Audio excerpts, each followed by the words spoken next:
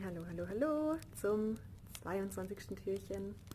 Es wäre jetzt übrigens der 4. Advent gewesen. Deswegen habe ich übrigens auch Fiery Red als Farbe ausgesucht, so ein bisschen, um den Kamin, das Feuer im Kamin darzustellen, die Gemütlichkeit der Weihnachtszeit.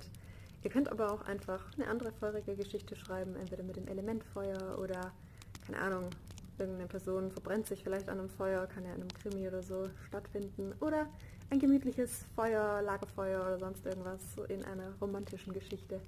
Auch da sind eurer Fantasie keine Grenzen gesetzt. Schaut, wonach euch ist, was euch inspiriert. Und ganz viel Spaß beim Schreiben.